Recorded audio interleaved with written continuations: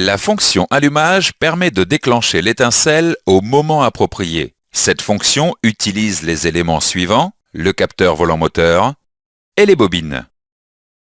Vous pouvez déplacer le curseur de la souris sur les éléments pour les identifier. Le capteur volant moteur est un capteur inductif. Ce capteur est situé en face d'une cible dentée montée sur le volant moteur. Cliquez sur la cible pour voir le signal du capteur. Le signal du capteur permet de déterminer la vitesse de rotation de la cible et donc du moteur. La cible dentée comporte également une ou plusieurs doubles dents. Cette double dent provoque un signal particulier au niveau du capteur inductif.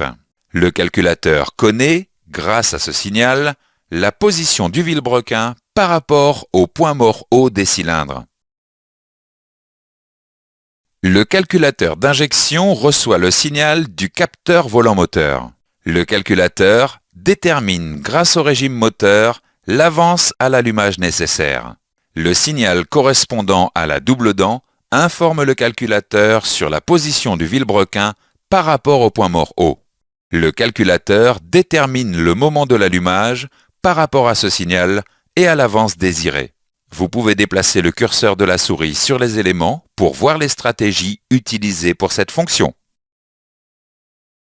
L'avance à l'allumage peut être modifiée en fonction des paramètres suivants: la pression du collecteur d'admission, la température d'eau et la température d'air. Vous pouvez déplacer le curseur de la souris sur les éléments pour voir les stratégies utilisées pour cette fonction.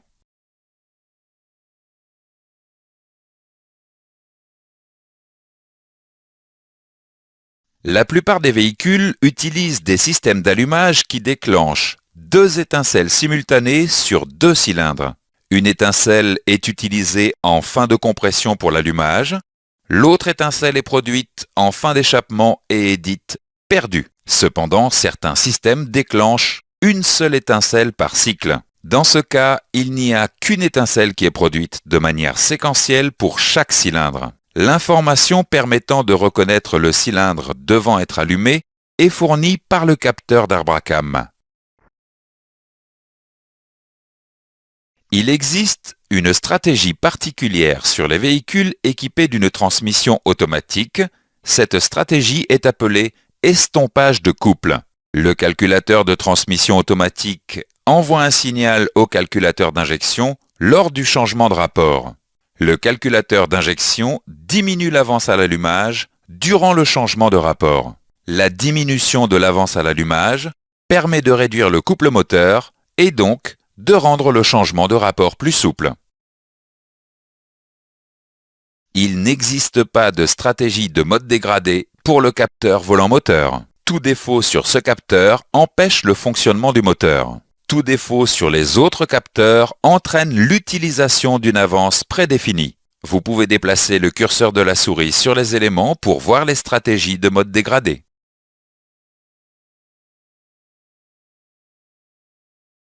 Faisons maintenant quelques exercices avant de continuer.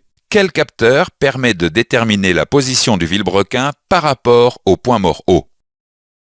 Quelle est la conséquence d'un capteur volant moteur en défaut? Dans ce chapitre, nous avons vu les points suivants. La fonction allumage permet de déclencher l'étincelle au moment approprié. Le capteur volant moteur permet de déterminer la vitesse de rotation du moteur et la position du vilebrequin par rapport au point mort haut des cylindres. Le calculateur détermine le moment de l'allumage par rapport au signal du capteur volant moteur et à l'avance désirée. Certains systèmes déclenchent une seule étincelle par cycle grâce au signal fourni par le capteur d'Arbracam. La diminution de l'avance à l'allumage permet de réduire le couple moteur et donc de rendre le changement de rapport plus souple. Il n'existe pas de stratégie de mode dégradé pour le capteur volant moteur.